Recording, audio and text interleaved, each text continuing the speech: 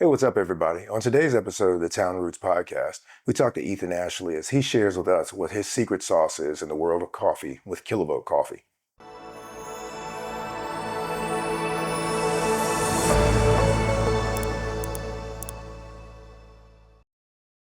All right, hello everyone, and this is something new today. We've never done on-site location recording, but this is actually Ethan's idea. So, Ethan, thank you for encouraging us to do this. This is Ethan Ashley of Kilovolt Coffee. Thanks for coming. Yeah. So, when you first asked, I said, you presented this to us and said, hey, do you want to do on-site? And I said, well, we've never done that before, but let's give it a try. Yeah. So thanks for pushing us here. Yeah. I'm glad it worked out. Vincent, how are you doing? I'm good, man. Good. Excited to talk to Ethan about his coffee shop and all the things that are transpiring and happening for him. So, Right. looking forward to it. Yeah. And so, Ethan, you've been sharing with us, that you got a lot of stuff going on. Yes. Thanks. That you had a on-site location, a brick and mortar spot near the Ballers ballpark, but you closed that down. Yeah. But now you have some new exciting stuff going on. So why don't you share that with us? Yeah. So after 11 years at that location, the landlord wanted to sell it without a tenant, so they just didn't offer a renewal, and that was really disappointing. But luckily, about 4 months before the end of the lease, I found this space, and it's owned by a group that's local. They're designer, builder, architect, and so they're gonna tackle the project for me, which is really a big relief for me because I don't have the kind of time I used to have to do that kind of thing. Yeah. Nice. Well, why don't you give the listeners Mm-hmm. just kind of an overview of your business? Yeah. Let's see. 2013. I've been living in West Oakland for about 4 years, since 2009. And I have been working on houses. Like, there were a lot of bank-owned homes that were boarded up, and people were buying them, and they were fixing them up. And so I worked on a couple of my projects, worked on other people's projects. And then, I was always going to Emeryville or going downtown to get a cup of coffee, get a croissant. I thought to myself, well, there's got to be a better way. And so I saw a number on the side of a commercial building, looked pretty abandoned. And so I thought I'll just call the number, just to see. And I called the number, went over to their headquarters, the company's headquarters, gave them a pitch, and to my surprise, they said yes that day. Wow. And so then I just dove in, and as always, it was kind of more than I had bargained for, but I miraculously finished the project and opened in April of 2014. Nice. Yeah. Nice. And so, were you always an entrepreneur at heart, or like were you a 9-to-5er that converted to an entrepreneur? When I was young, I wanted to have like a business in my treehouse. In high school, I tried to have a business like copying the textbook chapter by chapter on the copier. Yeah. And I'll say, hey, I'll sell you a copy of chapter 5 so you can leave the textbook at home.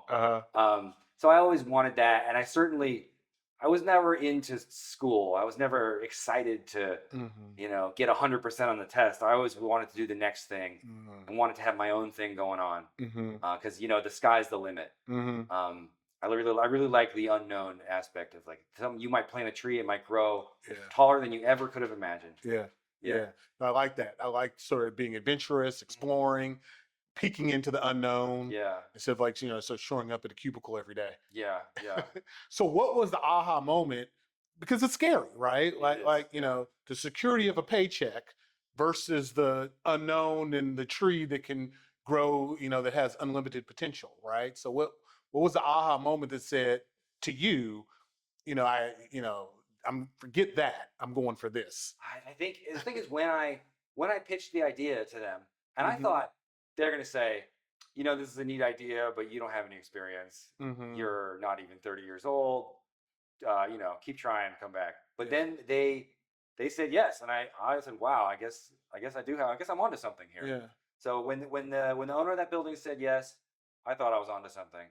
And then when it opened, that first year, it just grew every day and grew and grew and grew, and it went way past what I projected. Like, I was thinking, like, oh, we need to sell $500 a day just to keep the lights on. I think we'll be able to hit 900, 1,000 a day if we're lucky. And for 8 8 or 9 years, it was over $2,000 a day. Wow. Yeah, there was really a golden age. Yeah. From like 2015 to 2024, things were just popping. And was the pitch to them Yeah. to open up a coffee shop, and that you were just going to lease the space and pay them rent? Did they invest in your coffee shop? How'd that work? I pitched to them that I was going to open the store. I was going to improve the space. I asked for them to fix up the windows and doors because I thought I should ask for something. Yeah. And they did that, thankfully. But they didn't ask me to not tell anyone that. I don't know. They didn't want to think that they were giving money away left and right, because they owned a lot of buildings in the neighborhood. They used to own a lot of buildings in the neighborhood. Okay.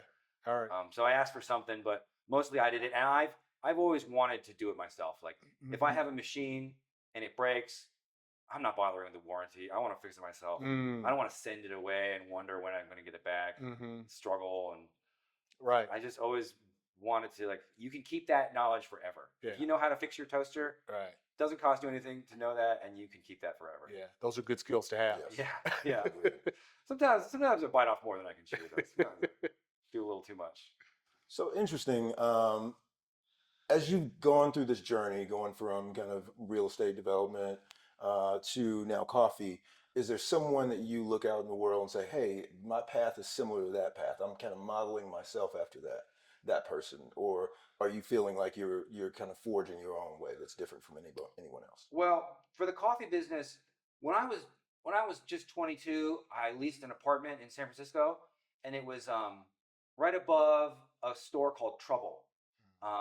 Interesting. And I kind of saw the woman Julietta. She's a presence in the city. She had 3 stores at one point, and I saw her build her store, and I saw her, like, she'd try things and then decide, I don't like having the espresso machine here. I want to move it over there. I want to move the chairs over here. So I really saw that you could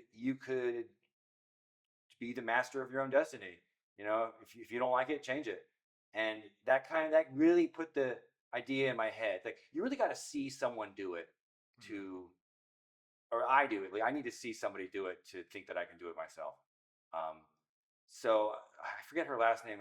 Julietta was an influence on me. She opened a store in West Oakland, and she remembered me, and she was like, "Oh, you're my competition now." she had a it was a little bit contentious. Yeah. But she's still in business in the city. I think the West Oakland store is closed, but she's still in business in the city. And let's see, who else? Like local people. Besides her, nothing really comes to mind. I mean, a lot of people I know are very focused on one thing, and I've spread myself around a lot of different things for a long time, and I've always wondered if I'm doing the right thing by doing that, and because I don't see a lot of people doing that. So sometimes I'll come across somebody doing that, and they have mixed results. Let's say there's mixed results. Okay. Well, coffee is a really competitive market. So what do you think is your secret sauce? Yeah, it is competitive, but it is highly habit forming. People who drink coffee, they will drink coffee every day, and they will not skip a day. So I think you gotta get a location, and you gotta get your people behind the counter. And people come, they want that drink, and they want the interaction, and they want to get to know those people and say, "This is my store." They know what I like. I tell them about what I'm doing. They tell me what they're doing. People want that little kind of low stakes interaction, friendly interaction, because maybe their office is boring. Maybe they don't get along with the people there. So I noticed that when you hire somebody new, you get new customers with them. They bring their customers with them. So yeah, you really gotta. People would ask me. They say, "Well, what does your store do that no other store does?" And I would say, "Well, we're at this location. We're on the. If you want to get from West Grand Avenue to West Oakland BART, you got to pass by my store." And so that's what we did, more different than anyone. Like we could come up with unique drinks. We could have a special artist do a show, but all that is secondary, I think, to the customer's experience. So it's interesting you say that, because kind of Starbucks is more like consistent, like Starbucks and Pete's. It's more like consistency of experience across a lot of stores, versus someone like you is is personal interaction experience with the people that work in the store. Mhm. Is that fair to say? Yeah, yeah. And I think, I mean, a lot of people, I would hire a lot of people from Pete's and Starbucks, and they felt stifled by that environment. They're like, oh, they make me take my nose ring out. I have to wear long sleeves and stuff. And so they would get trained by the big professional company, and then they come work for me Right. and sort of bring that competence, but also be themselves. So more freedom in working Yes. for More you. freedom, yeah. Yeah. Yeah. Interesting. Yeah. And so, what would you say is the most surprising thing about running a coffee shop? The most surprising thing, I think, is the loyalty of the customers. Because in a few years after we opened, like I mentioned, Julietta's store, other stores opened, and customers, they stay loyal. So obviously some of them didn't, but a lot of them felt strongly of like, no, this is my store. I don't go to that store. I like this store. And I think it was the connection they had with the people that worked there. And I would say this. I used to say this. It's like a rolling stone. It took a lot of effort to get it going, but I couldn't stop it if I tried. Some days I would close because like I need to clean up, I need to fix this and that, I need to paint. People would be pounding on the windows, pulling on the door handle. They couldn't get it to their heads that they couldn't get their coffee that day. Yeah. They were not happy. That's a good problem to have. Yeah, it was a problem to have. Excellent problem. They were unhappy though. I don't like to make people unhappy. So, what would you say are some of the most like difficult challenges about running a business? Motivating employees, because there's really a ceiling on how much you can compensate people. True. It's just the register can do so many transactions during a day. You can only charge so much, so you got to motivate people, and money isn't always the best motivator. It can motivate someone in the short term, but if they're unhappy, they're gonna be unhappy. So you want people to get along. You want them to feel like they're working towards a goal, like they're not just standing still. Like maybe they're studying, maybe they have a band or an art career that they are developing. So I would always encourage people to have hobbies and pursuits. I like that. Yeah. I like that. So it's almost like they're working here. Yeah. They're working for you, but they have other interests, and you're supporting their other interests. Yeah. I'm sort of Not necessarily financially, but I'm saying emotionally, spiritually, you're sort of feeding into them. Yeah. And financially too. Yeah. You're using what you gain here and building something. Yeah. So it's interesting. I feel like you are not just managing the employee; you're managing the whole person. Yeah, I think that a good manager does that. I think that's if you want to be hiring people every month, then you just manage the employee. But if you want to keep people for years, and it was surprising how I was able to keep people for years and years. That's awesome. That is awesome. Yeah.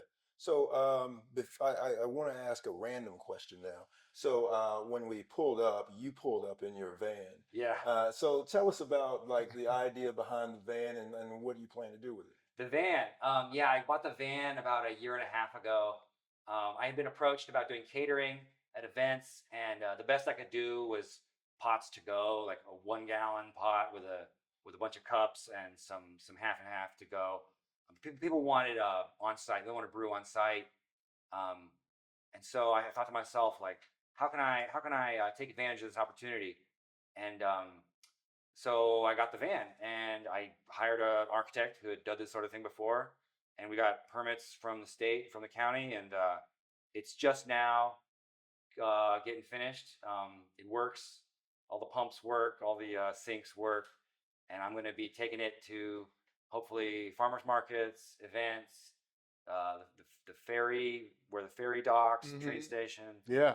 I'm open to ideas, and I got some people that are excited to work in the van. Yeah, no, that thing is awesome. Yes. You know what's especially awesome for is these school walkathons. Yeah. Every school around here has walkathons, and they all provide coffee for the parents while the kids are doing their laps around the school. Yeah. That thing would be perfect. I like that idea. Yeah. Yeah. I mean, a lot of visibility in the community. Yeah. Yeah. So could you share kind of what your thoughts are about like people supporting local businesses, the local economy, and how important that is? Yeah, since 2020, it's been pretty tough around here. It was up and down. Like first there was no customers, and then there was, first the pandemic hit, everyone was inside, no customers, and then people started getting unemployment checks. They started getting stimulus checks, and then so there's lots of customers, but no one wants to work. Everyone wants to go traveling and stuff. So it was up and down, and so a lot of businesses have closed. You probably noticed. But I think things are evening out, and supporting local businesses is great. I think it's great. What can I say? I always try to go to the local spot. Just keep it in the community. Keep your money in the community. Keep your effort local. And as you know, as Yeah. we discussed before we did this, is that this whole podcast and YouTube channel is based on Oakland local small businesses. And that's the answer everyone gives us, right? I mean, you, like all of our other guests, are local businesses and all have sort of that same spirit and attitude behind that, the importance of keeping it local. Yeah, and like the reputation, Oakland's reputation, kind of scares people off, but that's opportunity, I think. I live over on West Grand Avenue, right by Hyphy Burger that just opened, and that place was abandoned as long as I can remember, and it was an absolute hit. People are there every day. That's It's great. packed. Yeah.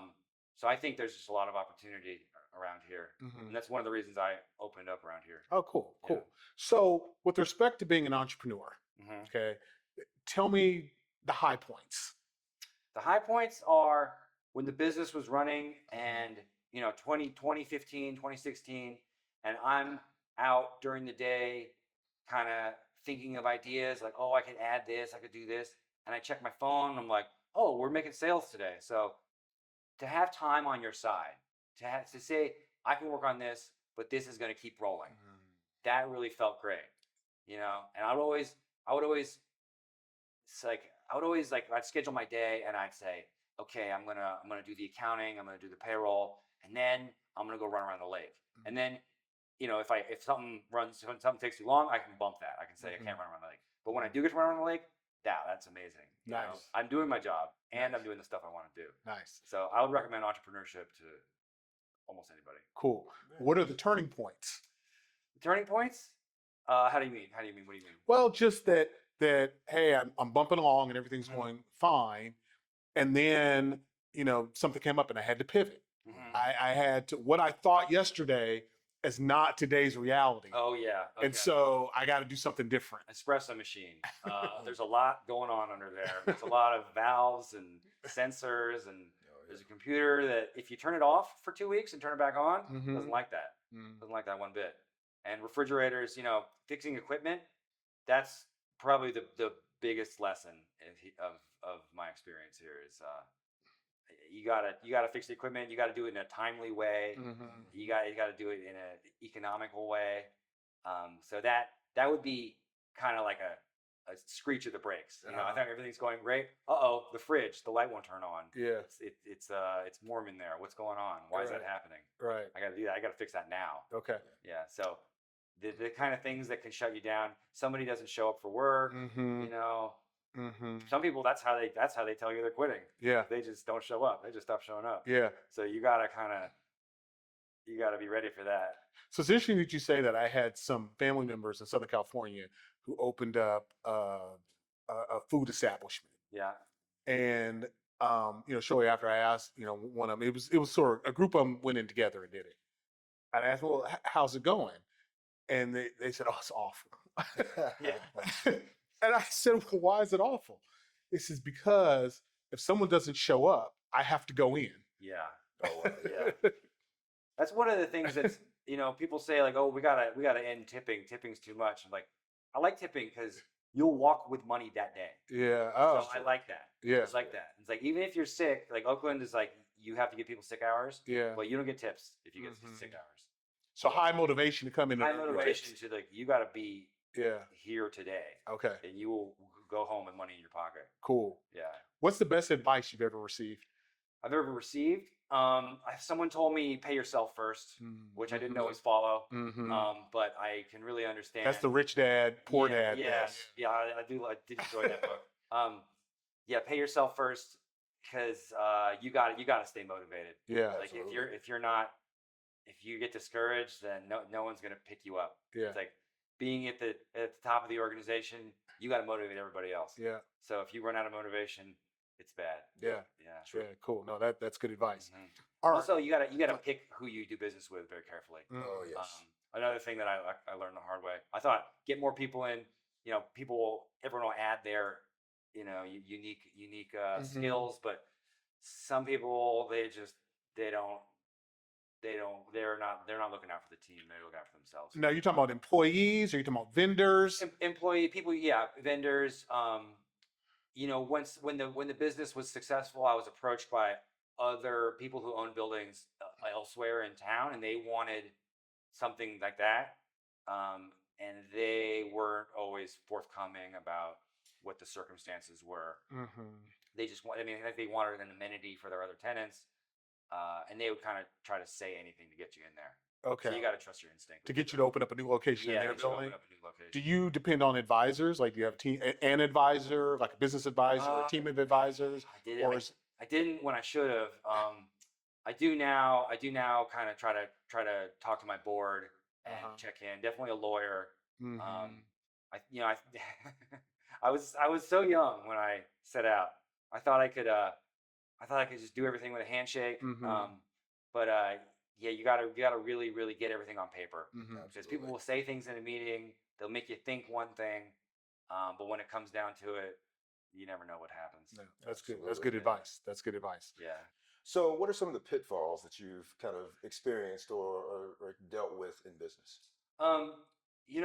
When you form a business, your phone number is on a lot of forms that are publicly available. So you start getting a lot of calls, and a lot of salespeople are very good at what they do.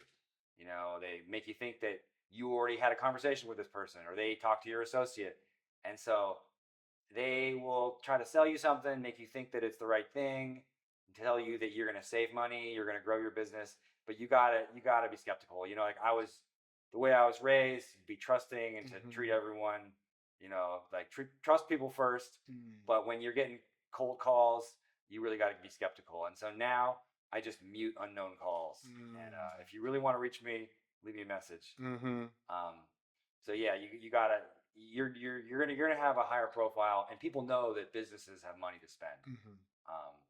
Whether or not they're lucrative, they're spending money. And so now one of the things that people probably notice is that we're kind of sitting in the midst of a space with some things going on. So tell us about like where this space is, when it's going to be open, and how people can find you. We are at 1746 13th Street in the Lower Bottoms in West Oakland at the corner of Wood and 13th. And about a week from now, I think all this concrete we're sitting on is going to be jackhammered up, and they're going to start laying some plumbing down here. This is going to be our new brick and mortar store. I was very lucky to find this. There's a nice upstairs seating area with windows facing south. Be nice and sunny. And so we're gonna start construction soon. The owner told me we will certainly be open by the end of the year. I'm optimistic that we can be doing business in October. Nice. And October is, as we know, beautiful in the Bay Area. Yes, Good it time is. to be outside. Yeah. Mm-hmm. And the van, my plan is to focus in West Oakland, probably the BART station, I think, but people are in a hurry at the BART station. So I'm open to schools, maybe businesses or other events, weekend events. We've reached the end of our interview, but we have the lightning round left. Okay. So these are questions, kind of, I'll ask you a question in quick response. Okay. All right. Okay. I'm ready. All right. What do you do on your downtime? I got 3 kids. So I'm with my kids a lot, and I try to go to the gym. I love going to the gym. Makes me feel good. Love running. Okay. Yeah. All right. What would teenage Ethan say to entrepreneur Ethan? What would teenage Ethan say to entrepreneur Ethan? Congratulations. I think. I always knew I wanted to be in business for myself. So All right. There you go. I think he'd be pleased. On vacation, are you a planner or do you wing it? I wing it. I wing it. I'm trying to get in more into planning. With kids, you got to have something set up. Mhm. But I Very usually true. like to wing it. Just Yeah. walk around, see what's happening. Okay. All right. If you could do one concert this year, who would it be? Man, I had tickets to Bruce Springsteen and I Uh-huh. couldn't go, but I really wish I could have gone to that. That was Uh-huh. in Philly. Uh-huh. I think it was around the 4th of July, but I Oh, couldn't go. That would And have been great. Yeah, it would have Yeah. been great. Yeah, Yeah. All right. Pancakes or waffles? waffles. You were quick on that. Yeah, I'm yeah. All I like crispy. Crispy. I like things that are crispy. All right. And that's the end of the lightning round. Okay. All right.